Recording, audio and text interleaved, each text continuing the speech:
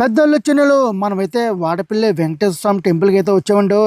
చాలా రోజులు బట్టి స్వామిని అయితే దర్శనం చేసుకుందాం అనుకుంటున్నాను కదండి. ఈ రోజు అయితే కుదిరిందండి.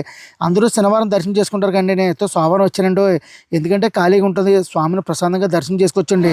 అలా కొంచెం ముందుకు వెళ్ళిన తర్వాత అన్న ప్రసాదం అయితే పెడుతున్నారండి. ఇక్కడైతే కొంతమంది ఆడవాడు చేస్తున్నారు కండి. మనమైతే ప్రశాంతంగా కూర్చునండి.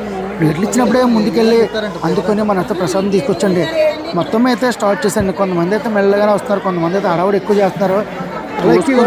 మరీ తీసుకుందాం ప్లేట్లు. ఆగమ్మ ఎందుకంత అలవాటు చెప్తున్నా సరే వినలేదండి. ఎటువంటి గుడికి వచ్చినా సరే కొంతమందికి గాబరా అయితే మాత్రం పోదండి. ఏదైతే అవనండి, మొత్తం మీద మనం ప్లేట్ అయితే తీసుకొని ప్రశాంతంగా లోపలికి అయితే వెళ్తాం.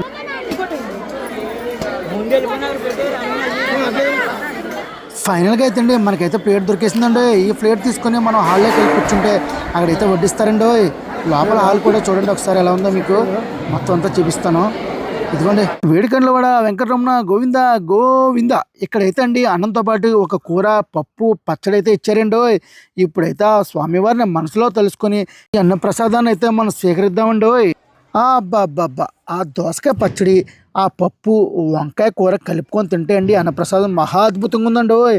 అలాగే ఫైనల్గా ఈ చిక్కడి మజ్జిగ వేసి తింటేనండి ఇంకా సూపర్గా అయితే ఉందండి. ఫైనల్గా అయితే ఇక్కడ ఒక రూల్ అయితే బాగుందండి.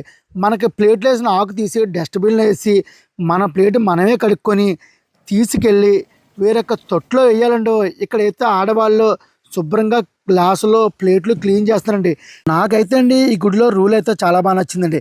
మనం ఏదో తినేసి ప్లేట్లా పడిసేసి వెళ్ళిపోవడం కాకుండా ఎవరి ప్లేట్ వాళ్ళు కడుక్కునేది చాలా బాగా నచ్చిందండి. అలాగే మన వీడియో నచ్చితే లైక్ చేయండి, షేర్ చేయండి, సబ్స్క్రైబ్ చేయండి.